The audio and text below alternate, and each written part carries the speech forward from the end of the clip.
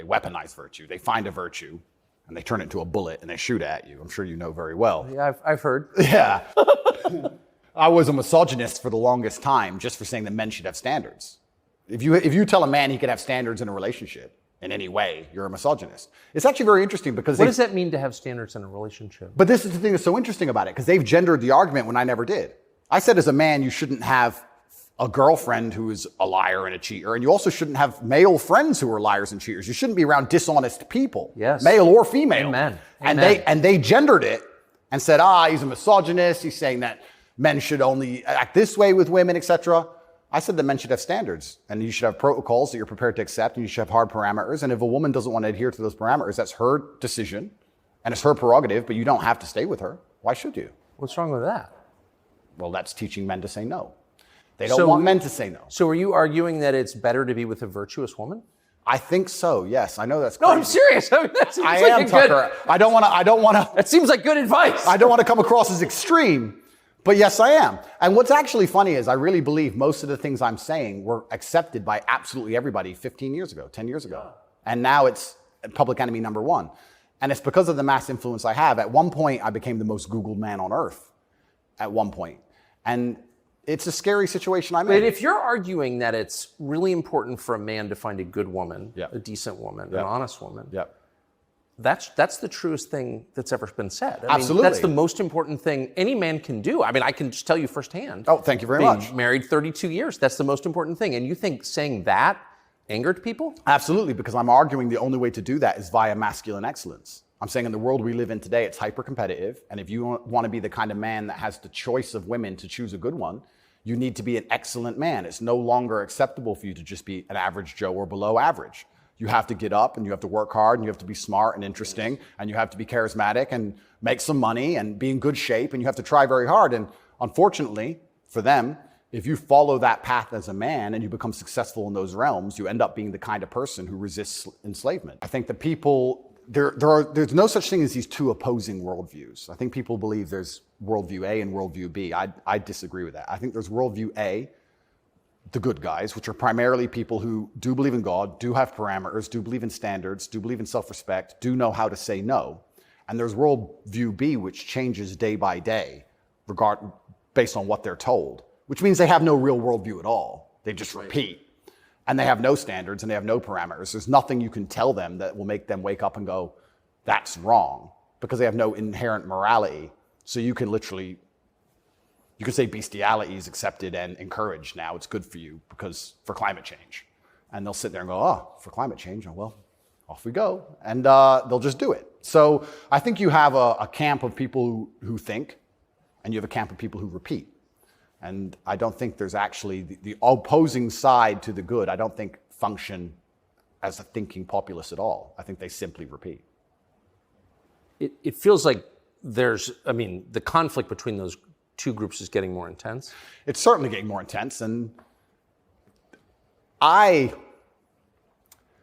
it was interesting for me and I want to be an optimist, but I lost so much faith in humanity during COVID. If you would have told me how COVID would have gone down before COVID, I'd say no way. We're not that bad. I thought the people aren't that dumb. But when I experienced COVID, it's actually scary. You see how the Nazis managed to do what they did. But he said that a sick country adopts laws like a dying man will try medicine. And I think that the UK is failing in real time. If you look at it in any metric, whether it's living standards, whether it's crime rate, any metric you can measure the success of a country by, it's fallen off the cliff. It's becoming more and more expensive to live there. The education system's gone down the pan. London is the stabbing capital of the world. You're not safe to leave your house. So their answer to this is just more and more and more laws. And unfortunately, as they do that, they're not even intelligent enough to actually attack the people who are doing genuinely bad to the world. They just make more and more authoritarian laws and they end up using them to attack the people that the government doesn't like. And I ended up being one of them. And I think Europe in general has problems. If you look at France as we speak, I think it's on fire, isn't it? Most of it? It is. Yeah. So they have issues. And their answer, what's a government's solution to anything? Law. What can a government do? No matter what. But they're not laws that are aimed at fixing the problem that's right in front of them. No, they're laws aimed at fixing the person who's talking about the problems. So why don't you get rid of the guy who tells everybody? Isn't that easier, Tucker? Why fix any of this? If we just shut him up, they won't know. No, but that's like responding to a heat wave by breaking your thermometer. Completely right. That's the plan. It's insane. Plan one is to break the thermometer. We might deal with the heat wave a bit later. But get air conditioning. No, let's break the thermometer. For now, there's too many people talking about the heat wave. So let's just break that. And then later on, maybe when we have time, we'll do something about the actual issue. It does seem like a lot of this is an effort not to talk about the real thing in Europe anyway, which is migration. Yeah. And the UK, formerly known as England, and France have both been completely changed by people from other countries. Yep. And who I'm sure have added good things too. I mean, I'm not, you know, but they've changed them, and in general, they're not better countries. And like, why can't anyone admit that? But this is what's really interesting to me about what's happening, because we're talking about masculinity and men who say no and men who stand up. But there has to be balance, right? Yeah. Everywhere in the world, there has to be power balances. If there's not a balance in power, there's going to be a vacuum, and that's going to be filled. If you neuter the native population of men, if you destroy their mentality to resist, if you tell them that every single thing about them masculine is wrong, and you basically feminize and eunuchate them, turn them into eunuchs, and then you import high testosterone men from the third world who don't believe any of this garbage, who grew up in a society where they understand the only way to succeed is to be a fearsome predator to a degree. What do you think is going to happen?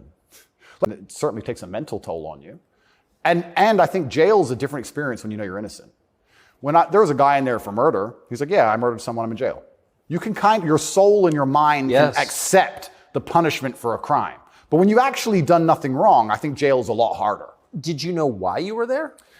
Not initially. So for about the first 2 weeks, I never actually got told in English what I was accused of, because I was arrested on December 29th. There's New Year's. What were the circumstances of that? Yeah, December 29th, 5 a.m., the armed guards ran in this house. They spent all day searching the entire house. They were very interested in electronics, as most federal agencies are.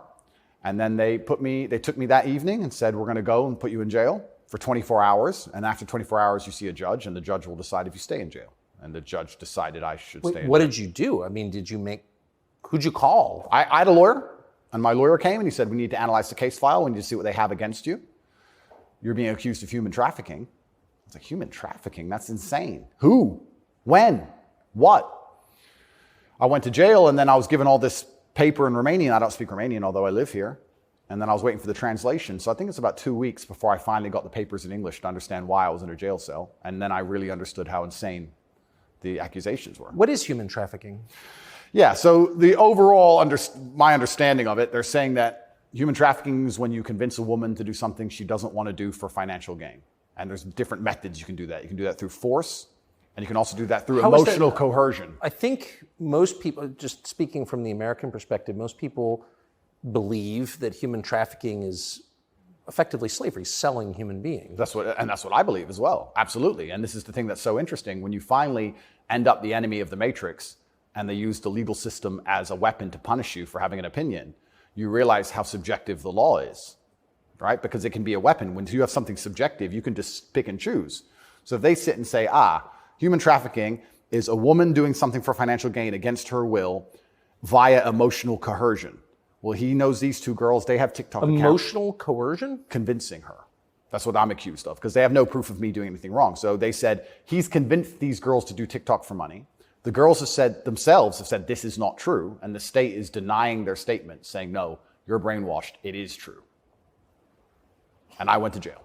So how is the state, so the state is trying to coerce the women, so how is the state not committing human trafficking by the same definition? Well, absolutely, it's very interesting. But if I had to describe it for the people, for an American audience to understand, I don't think Romania and a lot of these countries have the same kind of mental health setup or the mental health support that a lot of Western nations have.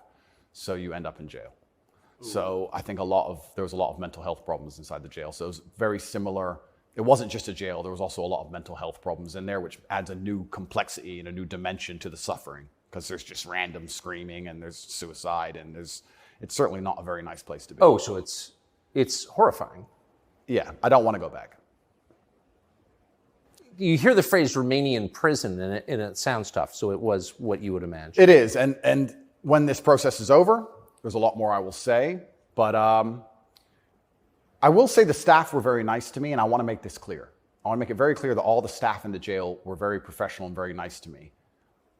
I would almost say that they believed I was innocent and they understood that I didn't belong there. There was a semi-apologetic vibe to the way I was treated by the guards, if that makes sense. Yes. They understood very well. I don't think anybody, like I said, with a functioning brain believes that me at the age of 35 decided to steal TikTok money and ruin my entire life without financial motivation to girls who say they're not victims of anything. I don't think anybody with a brain... Well, the fact that you're not accused of a sex crime or of violence, which I think most people don't really understand. Yep. And they can look it up. Yep. I mean, but you're not actually accused of rape, selling anyone, pimping. Correct. Okay. That right there raises a lot of questions. Well, yeah, and this is the thing that's so interesting because I'm accused of using a method of human trafficking called the lover boy method. So how that would traditionally work is a man would meet a girl, become her boyfriend, take her to another country, turn her into a prostitute, say I love you, like pimping. Of course. But they're saying, because all my conversations with these girls are very nice, they're saying that I use the Loverboy method to convince them to do TikTok. And once again, I never made a penny from TikTok, and I have no interest in girls' TikTok's accounts, and I've never made any money from TikTok in my life. So that raises the question. So that right there, I think, I mean, we can let people assess. I'm not, an expert on the Romanian legal code, but that's kind of not the impression that most people have. Okay? And that's the media, who have made that the media have tried very hard to do that. And if I had to estimate, I think that the overall intention was just to throw me in a cell, use the media machine to drum up something real. I think that's what the goal was. So, but what's